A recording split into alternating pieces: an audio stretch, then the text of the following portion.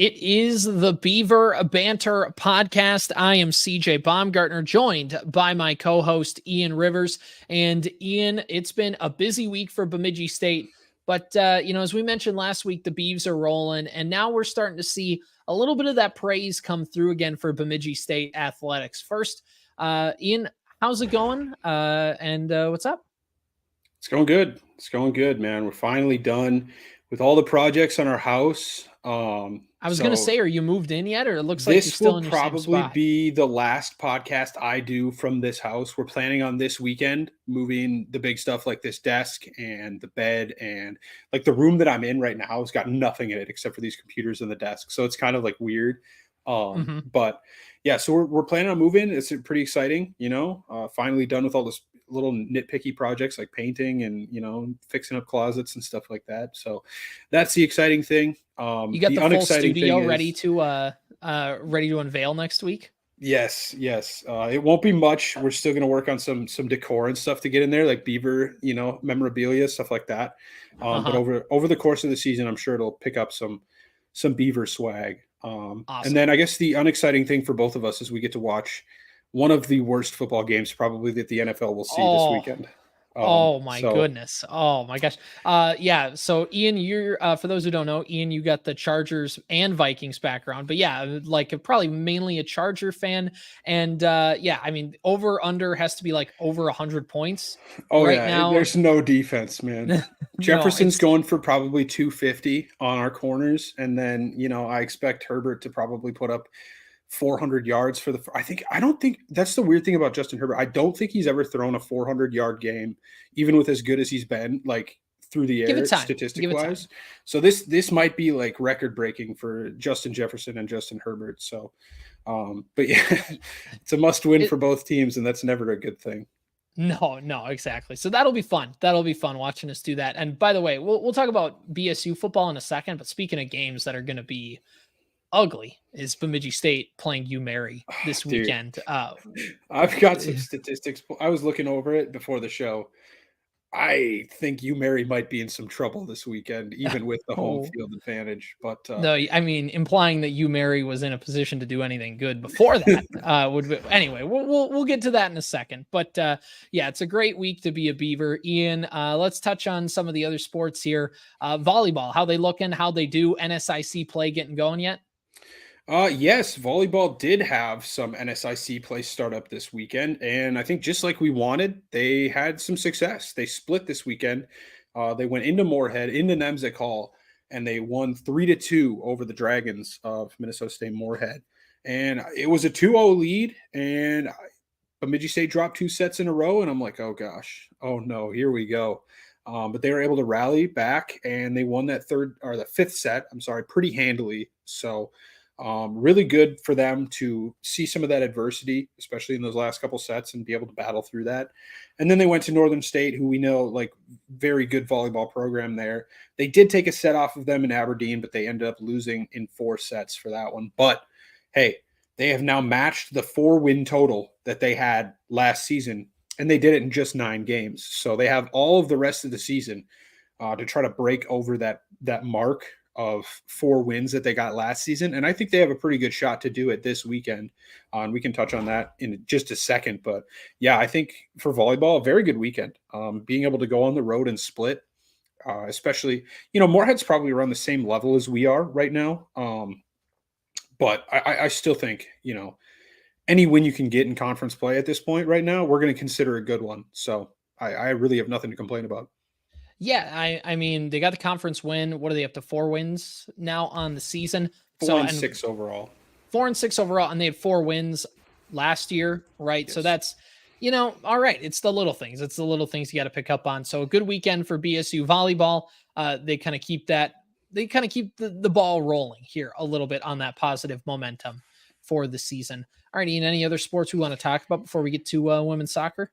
Well, let's just take a look quick at the schedule for this weekend. They have got a good chance, I think, to come and kind of announce themselves as true, maybe not NSIC contenders, but people that can maybe start punching their way towards that NSIC tournament. They've got UMary and Minot State on the schedule for this weekend. And currently UMary is 0-2 in conference, 4-6 overall, and Minot State 0-2 in conference and 1-9 overall. I know these are some of the wins that the Beavers picked up last year. They might have beaten Minot State both times they saw them, or it was UMary. I think it was one of those two teams is who they picked up 2 of their wins against. So this is a very big weekend at home in the BSU Gymnasium to try to pick up a couple early wins here in conference play.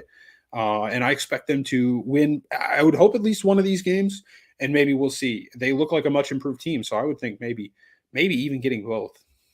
But Yeah, yeah, I mean, it's like you said, a good weekend for BSU volleyball over the weekend, and then coming into a big week to try and make that statement. And again, as we talked about, keep that positive momentum rolling, trying to establish themselves as an NSIC tournament team. Obviously, it's still late September, but still, the volleyball season kind of moves a lot faster than you think. So for them to at least have that positive momentum is still a good spot at this point in the year.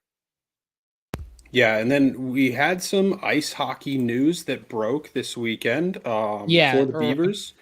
yeah. Quite a bit of news around the CCHA actually, but in terms of the Beavers, obviously the preseason coaches poll and the media poll came out. The Beavers were predicted to finish 4th in the coaches poll and 5th in the media poll. And then Eric Polkamp was selected to be the preseason rookie of the year. So some pretty good praise there for Mr. Polkamp, and you even saw a preseason All CCHA member Kyle Loft for the media team. So Things you love to see. yes, things you do love to see, and then obviously, I mean, we can get into this a little bit later on towards the season, but of course, Bowling Green imploding directly Yeah. after that news broke. It's like, oh yeah. By the way, Bowling Green, a projected top 4 team in the CCHA, top 3 based off of each of those polls, and then Austin Swankler, projected Player of the Year in the conference. Boy, I sure do look forward to watching him this season. And then he's transferring in. There's this Yeah. huge scandal going on, and 3 players have been suspended, and so They still Bowling don't know which Green. 3 players, right? No, I don't think they do. And I think that Bowling Green's coach declined to speak at media day entirely. So Yeah, I really don't know what's going on there. I saw some people talking about that. That yeah, basically like, I mean, what can you say? Because like it's obviously under investigation, and if it's alleged, I mean, it's not proven or anything, but it's alleged to be hazing related, right? I think so. Okay, yeah. So like and that's the interesting part is that in this whole situation, they were like, he declined to comment, which obviously you have to as a coach, but then as the media, like, well, that's the only thing that they really want to talk about. There's nothing really else to talk about with your team. And the most exciting player just announced he hit the portal because 3 other guys have been kicked off the team. So like, it's going to be a very rough situation for Bowling Green hockey. And I mean, we'll get in later, of course, in the season, the implications, but I think just kind of the quick gut reaction that doesn't need much devolving into is with Mankato having to deal with a new regime and like getting poached by Wisconsin for everything. And with Bowling Green now having this happen, that's 2 of the top 4 teams that were predicted to be in the CCHA now that are at least going to not be up to their usual selves. So it's a good opportunity for Bemidji State this season to kind of be able to have a little bit more regular season and postseason CCHA success.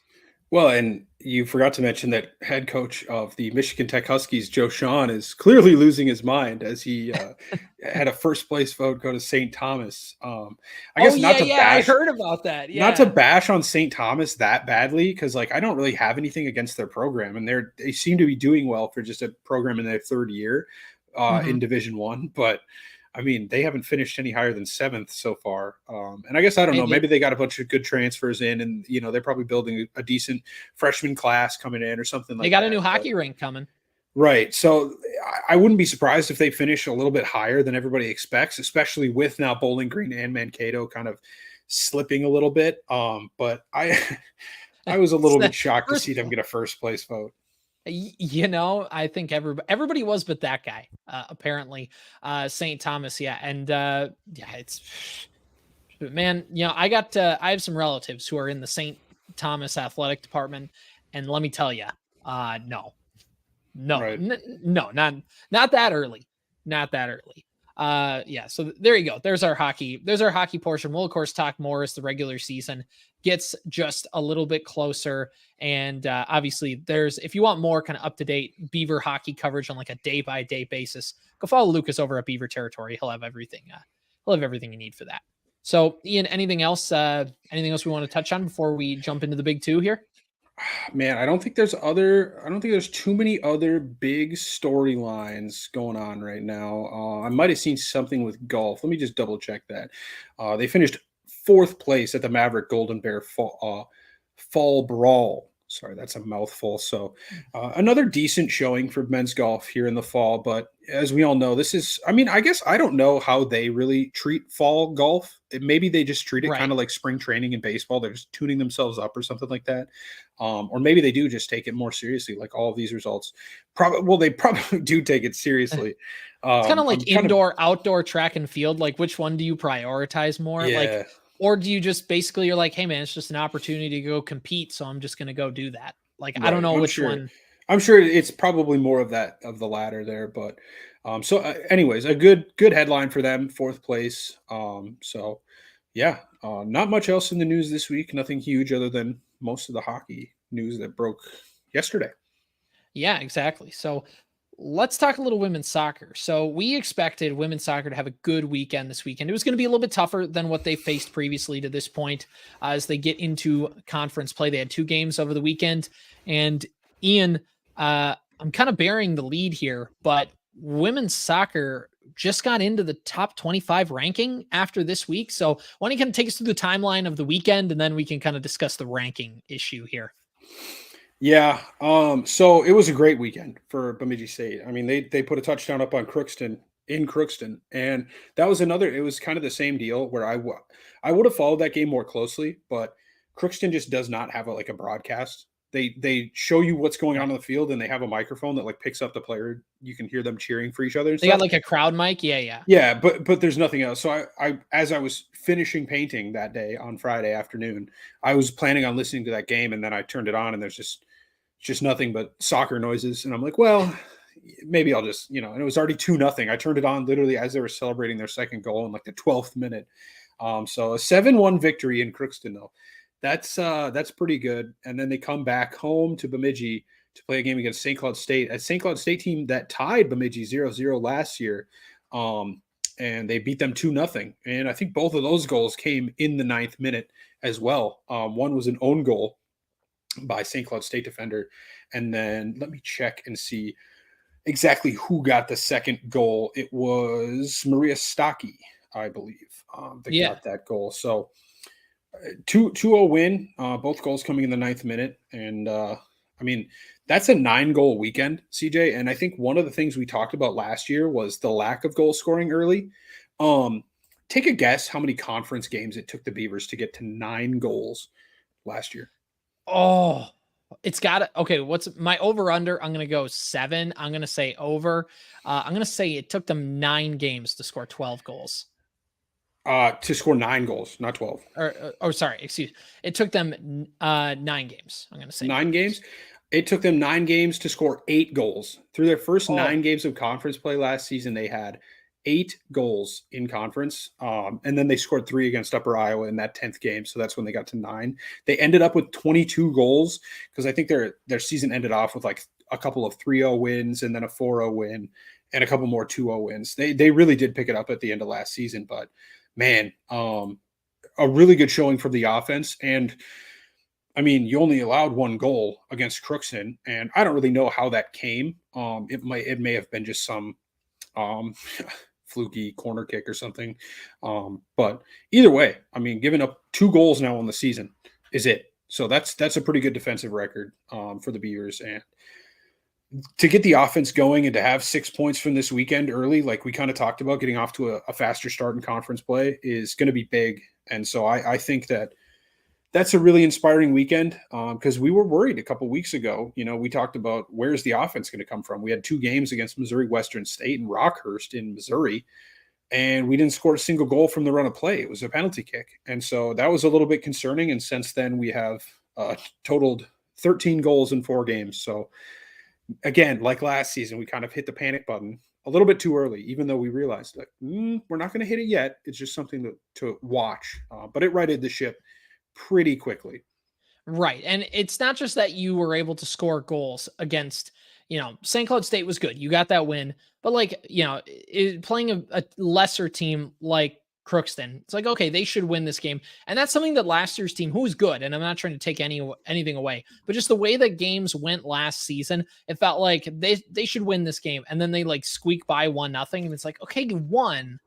They Like won. that was a little. Crookston, they beat 2-0 last year in the Did last they? game of the Okay. season. So like, Which last year's team, it felt like a 7-1 smacking with how that went. So that's the point, is they just took care of business, and they got that done, and they just bludgeoned them with goals. So like you said, last season, we definitely were a lot more panicked about the offense. And even early this season, it's like, okay, like, is that going to continue? And at least through the first part of NSIC play, it's not been an issue at all. And if this team can, just get a little bit more goal scoring, like they don't need to score 3 goals a game, but can they just get 2 goals a game? And they'll win. And that's really what the success has been. And for them to get these goals easier, like they always talk about sometimes in football games, when it's like, oh, like this team and that team, it's going to be a race to whoever gets to like 28 points first. And for BSU soccer, it feels like a race to 2. Whoever gets to 2 goals first, if BSU gets to 2 goals like they did early in that game, it's like, oh, well, it's over. Like they're not coming back from that. And so it's really cool to see them do that and kind of keep that momentum rolling. Yeah, and I think it's a big thing, especially last year. You looked at the tiebreaker, and the tiebreaker, the main one is head-to-head match record. So if you're in a one-way tie, or a two-way tie, I should say, with another team, if you beat that team or if you lost to that team, then that's who the tie goes to in the standings. But if it comes down to, the next one would be goal differential. And last year, the Beavers just did not have the goal differential tiebreaker over a lot of teams at the top of the conference because of how low scoring their games were. And so to already have a positive goal differential of +8 in the conference season in just 2 games, that is a big thing going forward in the standings. And the standings we can look at pretty quickly here. 4 teams went 2-0 this weekend: Northern State, Wayne State College, Minnesota State, and Bemidji State. So all 4 of those teams have 6 points. And so for any of you that are listening that don't know how soccer kind of does its points, it's very similar to hockey, where you get 3 points for a win in the standings, and then each team is rewarded 1 point for a draw in the standings, and the loser gets 0. The only difference would be there is no overtime in regular season soccer like hockey, so there's no extra point awarded to the team. It just ends in a tie. So that's the only difference there. So 6 points early. And then this coming week, BSU soccer only has 1 game, and that game is tomorrow. It's Thursday evening at 6 p.m. And I think it's just because there's only 15 teams in the conference now. So yeah, it makes things a little weird. So every week, I think 2 teams in the conference, I think, are going to have only 1 game. So like last week it was Sioux Falls and Southwest, who only played 1 game each in the conference. And this week it'll be Bemidji and somebody else. And so we play Sioux Falls tomorrow on Thursday. Sioux Falls have a win yet this year?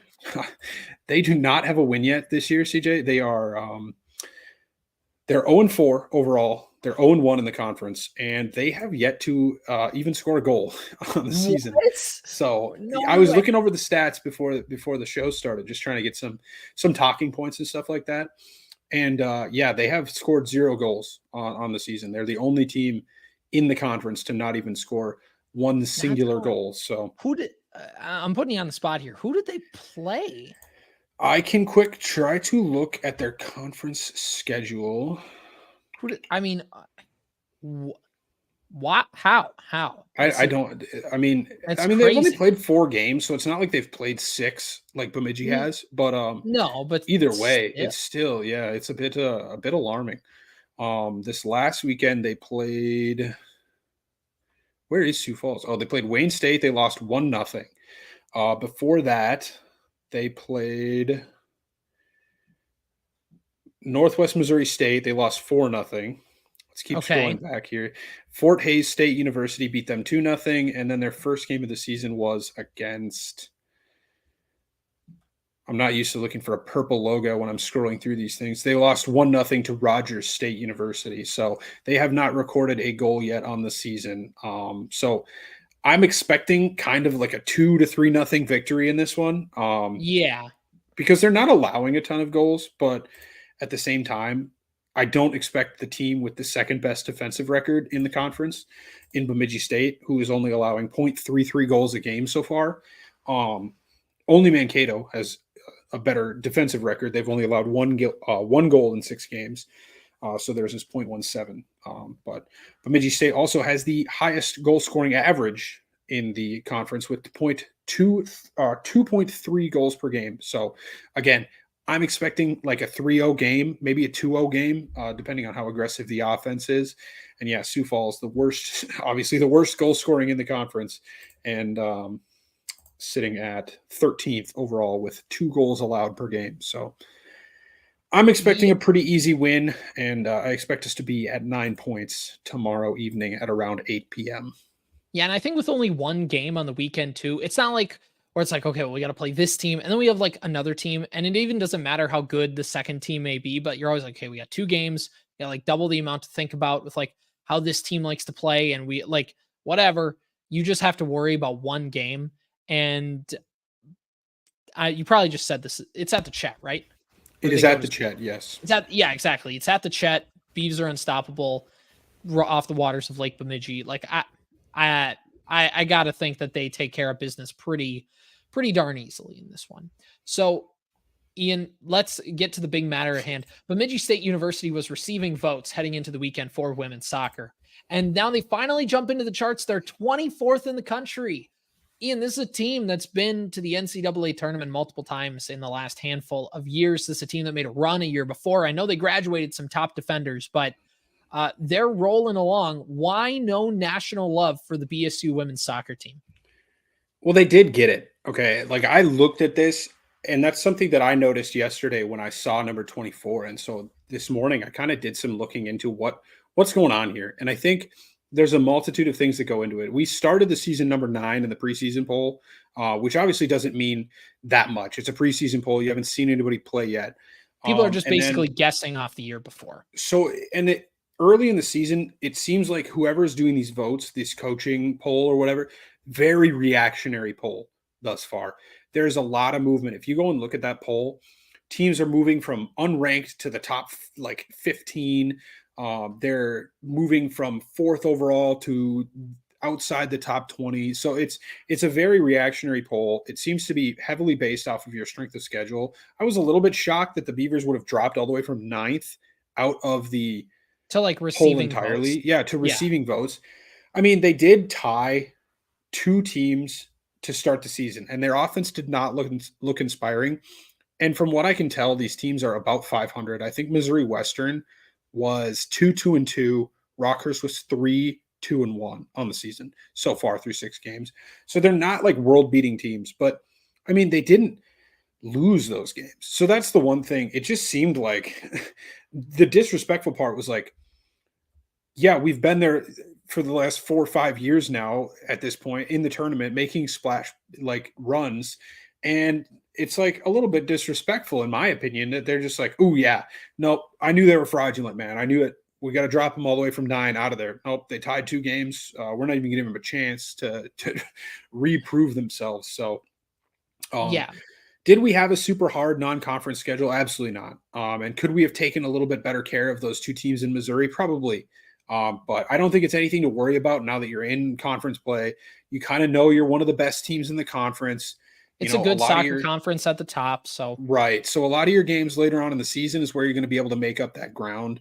And I think that they really can do that. So I wouldn't worry about anything like that yet. It's still early in the season. Once it comes down towards tournament time, that conversation can kind of be had again. But I think for now, mhm. yeah, we're in the top 25. I think we deserve to be. We haven't lost a game yet this season. So I think that's a little bit low, but I think it's fair of them to at least have us in there. Yeah, and here's the thing. You talk about it being reactionary, and that's true because if it's a coaches poll, coaches don't have time to like look over everybody's film. They look over box scores, and they don't always have time to be like, okay, well, I thought that team was going to be pretty good, but if they tied this team, maybe they're not so good. Like, it's just going to be reactionary by nature, and that's probably if it is a coaches poll, you're going to have that because it's not, at least with media, like they're not concerned about grinding film on one particular team. Like they can kind of look around and do some other things and whatever. It's like in the NFL, they have the top 100 players, and every once in a while you go, why is that player that high?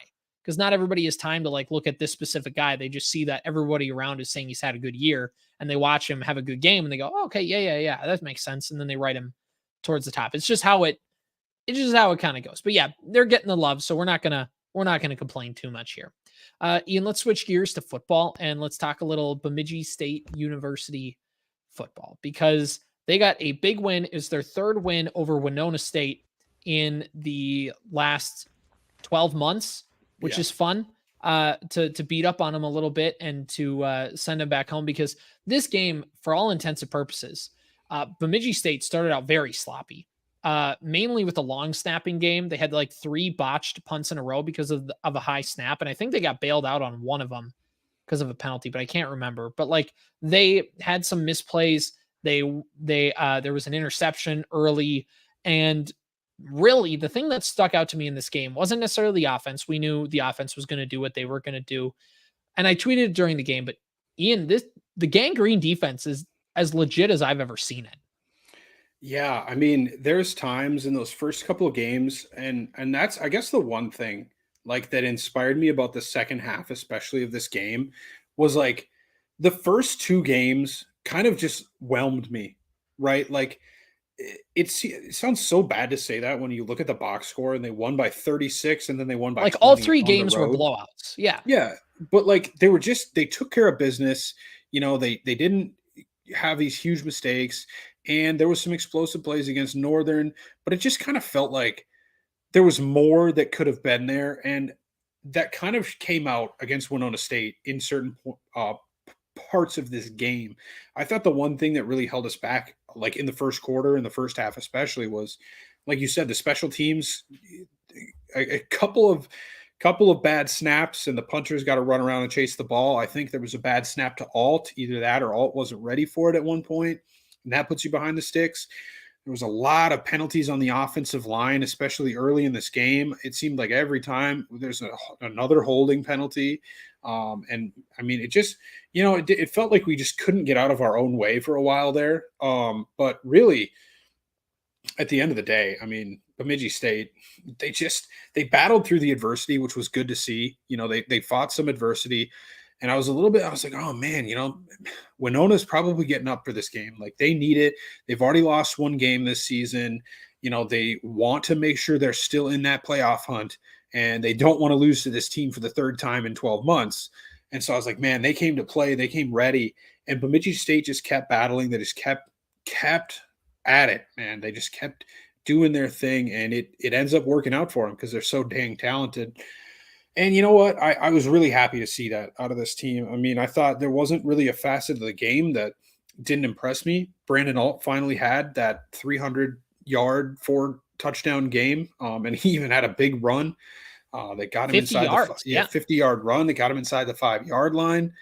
I thought this was a fantastic game from Bemidji State, and it was really good to see them battle through that adversity and find a way to win it, even though they didn't panic early. That's the one thing. They did not hit the panic button, early in that second quarter when things were still kind of dicey. Exactly. Yeah. They didn't hit the panic button. They did what good teams do.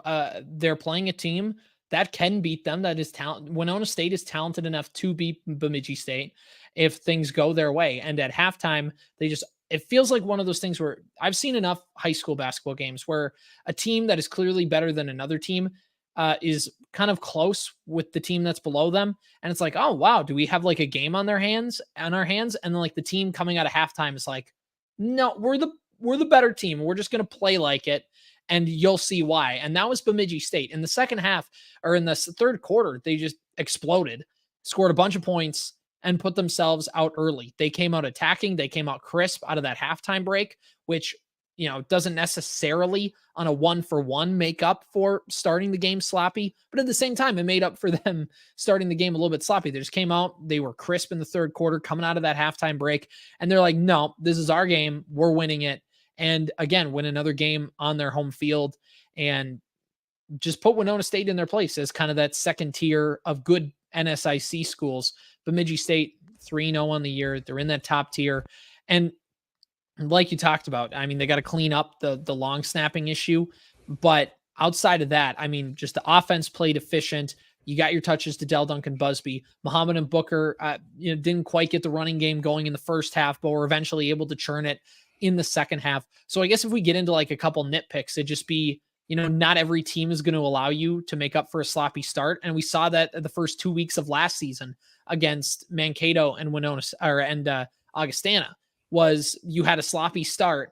And even though you caught back up and you were the better team for 3 quarters, you were not the better team in the first quarter. And that was the difference in the ball game. So that'd be the one nitpick. And the other nitpick would again be, I know we don't expect a ton from Bemidji State running backs because of just the way that the offense works. You're not going to get necessarily 250-yard ball carriers. It's a run first spread, no huddle offense. But also it just feels like there's a little bit of like untapped potential there in that running game. Yeah, it does. It does feel like that because you look at the stats at the end of the game, and you're looking at a 4.5-yard average and 5 yards for Jaden Washington, but it didn't really feel like that over the course of the game. It didn't feel like they're outside of a couple you're of running a long lot runs at the end of the game too. Yeah, so outside of a couple long runs, I thought it was a pretty sloppy day. Like you look at Ali Muhammad, he had 12 carries for 58 yards, but he had a long of 37. So the rest of those carries were not very efficient. Jaden Washington, 7 carries for 41 yards, but he had a long of 30 yards. So like there's some splash plays there when you need them. But I'd rather have a little bit more of a consistent running attack through the entire game, but Right. Again, it's a nitpick, and we've known that BSU is not necessarily the most efficient running offense. But we'll look for that a little bit more, as the season progresses and against teams like, we got coming up here in a couple weeks with Mankato. That might have to be a little bit better, but hey, we got another week to try to work that out. One thing that I was really impressed with, I think the wide receivers there wasn't necessarily one guy. I thought Joey Barron had a pretty good game. I thought so too, yeah. 5 catches for 57 yards and a touchdown. Of course, Duncan Busby with 3 catches and 2 touchdowns, and Bryce Peters got a touchdown as well. I think the only one that didn't impress me that much was Jake Hill had a little bit of a rough second quarter there, I think it was, where he decided to catch a punt like on the 5-yard line, and it just put the Beavers offense in a pretty bad spot. And then I don't know if he dropped a pass or something or on the ensuing drive, but there was like a rough 5-minute stretch for him. But other than that, like I think this is kind of what we expected from BSU's receivers. As long as a group, they're cohesive and everybody's doing their roles, we don't necessarily need one Brandon Bolio, right? No. It's nice to have that guy, but as long as they're all working like this, I mean, we spread the ball around. There's 23 receptions, and I'm looking at like at least 10 probably guys. Yeah, 10 guys that caught a pass. So if we can spread the ball around like that, I think that makes the offense very hard to predict. Where's the ball going to go? You can't just double Justin Jefferson, right? And then hope, hey, we're going to make Jordan Addison beat us. And if he does, so be it. That was the game plan. You can't do that because BSU has proven right now that they're spreading the ball around. They're going to play their style of offense. And I thought the passing offense looked as crisp this week as it has in the past, like so far this season. Right. Exactly. And that's the thing is in an offense like this, where it is spread, it's got multiple wide receivers. It's, they take their fair share of shots, but there's also a lot of quick hitters. There's also a lot, your short passing game is almost your running game in a sense. I mean, it's relying upon having multiple wide receivers be able to play. And as much as Brandon Bolio and Del Duncan Busby last season as the number 2, like were important to this team, spreading it around helps out a lot. And especially when you have Brandon Alt throwing him the football, they're going to be in position to make some good plays. So yeah, I thought it was a good game for the receiving core as well. And overall, just another good week. I mean, Winona State is not a bad team. I know they're 1-2 on the year, but they're a good team. They're a tournament team from a year before. And they have, I think their quarterback was a transfer from South Dakota. So like they have some guys on that team that can play. Bemidji State just outplayed them. Were the better team for the entirety of that game, and that's what helped them get the win. So, Ian, who does BSU football have next week? Who do they got to kind of look forward to? Well, they've got UMary coming up next week, but really quickly, let's just take a quick look at what happened around the NSIC and touch on Let's the do it. standings page, and then we'll dive into that game against UMary. So, starting off the slate was MSU Moorhead beating McKendree University in a non-conference game in Moorhead, 38-17. Duluth taking care of Sioux Falls, who falls to 1-2 on the season in Duluth, 42-34. You have Minnesota State 52 to 25 over Minot State in Minot, North Dakota. Wayne State in Wayne, Nebraska, 49-10 over Southwest. Northern State taking care of UMary, 41-10 in Aberdeen. And then Augustana kind of struggling a little bit in St. Paul with Concordia St. Paul. They won 24-16. I expected that to be a little bit more of a gap, but and then of course Bemidji State 36 over Winona State 10. That game in Bemidji, Minnesota. So when you look at the standings, not a whole lot stands out to me right now, other than the fact that Sioux Falls is 1-2 right now, but their two losses are to Minnesota Duluth and Minnesota State. So two really good teams. I think right now, probably the three best teams in the conference look like Bemidji State, Mankato, and Minnesota Duluth. Augustana is still 3-0, but some of their games, man, it has not looked pretty on the scoreboard for them. They just won by 8 over Concordia St. Paul. I think they struggled somewhat in the first half last week with whoever they ended up playing, but we'll see. I mean, they're 3-0. They took care of business. So currently, two teams at 3-0 in the conference at the top of the standings. That is your Bemidji State Beavers and Minnesota State Mankato. Then you've got two teams at 2-0 in the conference. That's Augustana and Minnesota Duluth. Both of those teams are 3-0 overall. And then, the usual suspects, at least according to last year, you got Wayne State, MSU Moorhead actually in the top 6, Winona State, Northern State, Sioux Falls, and then, Southwest, Concordia, Minot, and UMary. So UMary's come to town this week, dead last in the conference. Not sure what the tiebreaker is there with Minot, who is also 0-3, but they have not won a game. And the statistics will tell you they haven't really been good at all. And I've tried to make a point in watching BSU's opponent for the next week, the week before. Last week I watched Winona, or 2 weeks ago I watched Winona. Last week I watched UMary. This week I'll try to catch as much of the Minnesota State game as I can, just to kind of preview and see, like, what are we in store for? And so I watched UMary against Northern State last week. UMary's offense has absolutely no juice at all.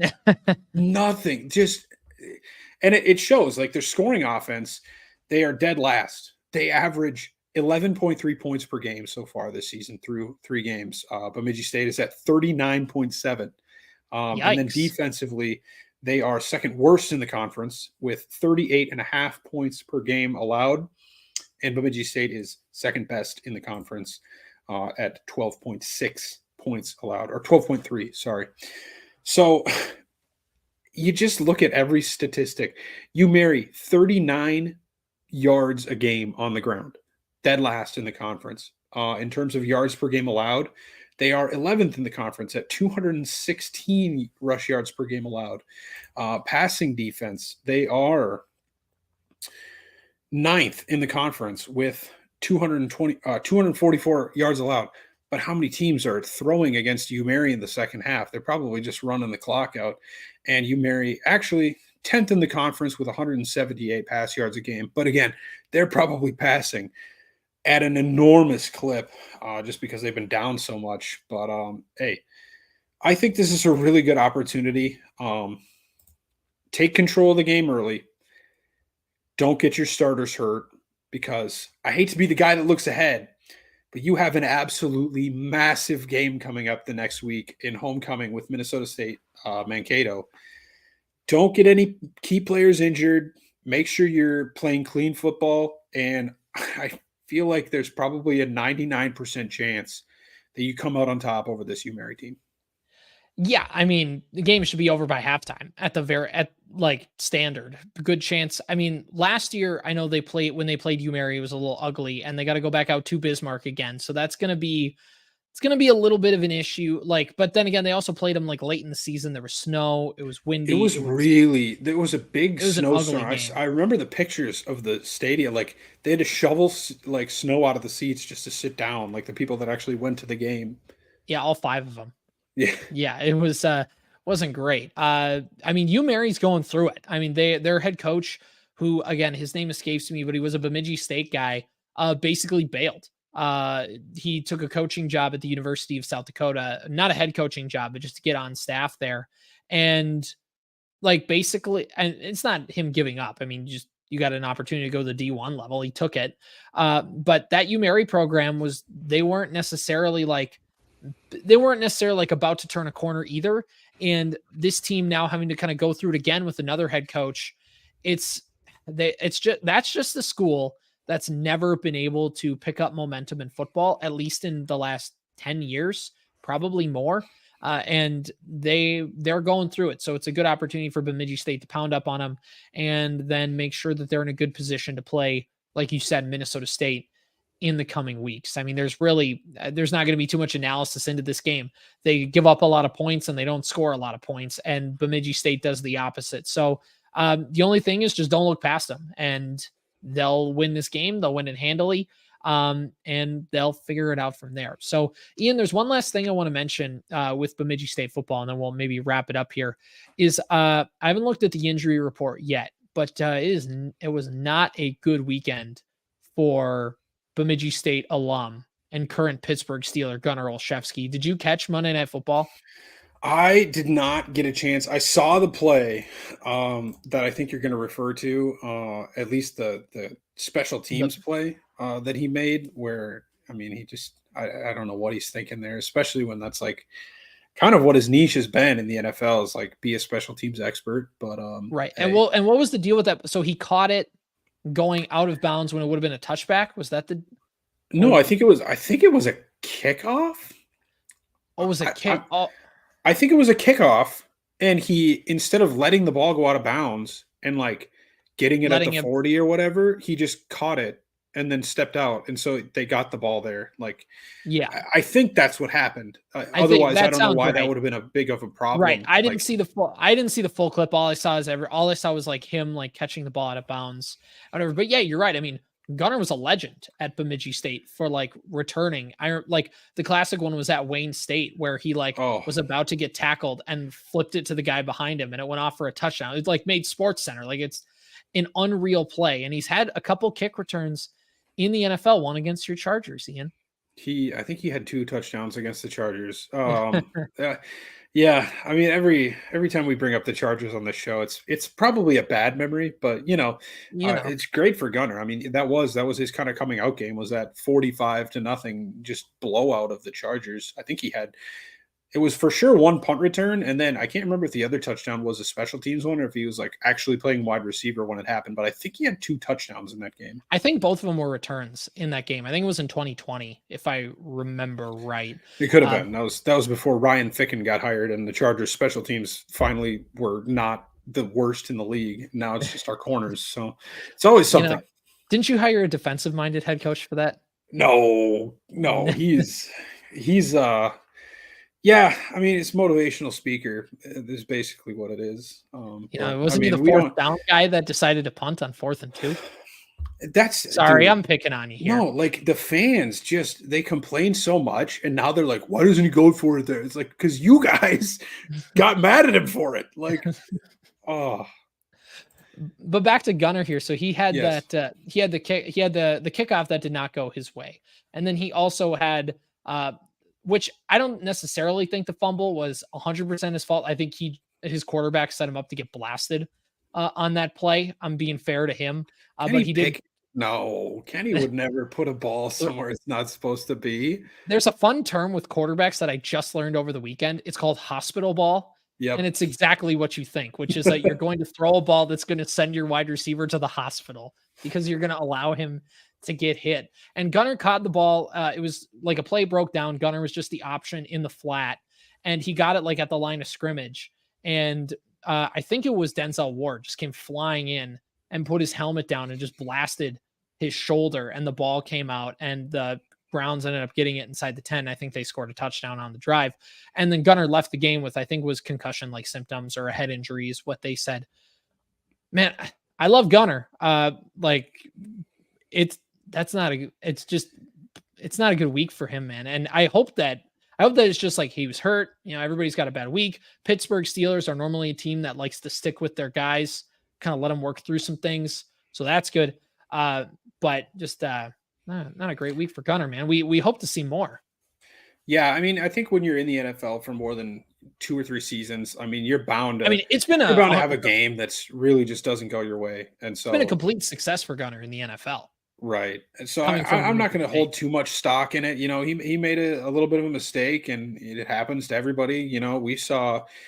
I think it was just a couple of years ago, maybe the COVID season. Like Brady tried to call a timeout, like on 4th down, or like even the greatest people that play the game threw the ball for away the longest, on 4th down. Yeah. It's like, I mean, it's just everybody makes mistakes, and so like you hope for Gunnar that this is just a one-off, and he had a bad night, but. We'll see. And you hope he's okay because he left the game. So right. We can blame Deontay Johnson for that, because if he wouldn't have gotten himself hurt, then Gunnar would probably have not been out there. And it would have been Deontay Johnson getting blasted instead. We're going to blame Kenny Pickett on that one for throwing a hospital ball and literally sending Gunnar to the stadium hospital on that one. Right. So anyway, that's that. Hopefully Gunnar's all right. Hopefully he's got some more good games behind him, because it's fun watching him play in the NFL. It's fun always, like every once in a while I kind of forget like that he's on the Steelers, and then I just saw that they're on Monday Night Football and I saw him running around. I was like, hey, we had a class with that guy, which is always fun to say as well. We get the rare brag, Ian, of being we had we never really talked to him at all, or either of them, but we had a class with Zach Whitecloud and Gunnar Olszewski. Zach Whitecloud, a Stanley Cup winner, and Gunnar, multi-season NFL veteran, which is crazy. Right. Yeah. I mean, especially for a small school in northern Minnesota, that's about as big of a brag as you're going to get, at least for now. We'll see where Whitecloud's career heads, and, it's looking up for him after winning a Stanley Cup. But yeah, it's about what you're going to get, 2 pro athletes in the same room. That's a pretty good talking point for our humble little school. Yeah, exactly. And we're going to humble brag here as we end the podcast, Ian. We got something that people listening or people watching should be kind of watching out for. Yeah, we got some fun, planned for sometime in the future. We hope next week. We'll see if it works out, but yeah, keep your ear to the ground. We got something fun planned, and we hope to bring you that as soon as we possibly can. Yeah, so keep listening to the next few podcasts of Beaver Banter. We got a surprise waiting for you, so stay tuned for that. You can follow us on Apple Podcasts, Spotify, wherever you get your podcasts. Give us a 5-star review. Always helps out. Follow us on YouTube, Facebook, and Twitter. We live stream the podcast there as well. It's been picking up a lot of traction since we've been doing that, so we appreciate you guys watching and looking at our mugs for 48 minutes doing that. So appreciate it. Ian, anything else you want to say, and we'll wrap this up? I think we're in for some good football this weekend. If you want to watch a success story, go ahead and watch on Saturday the BSU Beavers play against UMary. And if you would like to watch some very, very unserious football, I think noon is when the game starts in Minneapolis on Sunday. So we'll come back and we'll I'm sure we'll have something to say about that next week. But other than that, go Beavers, and yeah, it should be another fun week. It's Beaver Banter. We'll see you guys.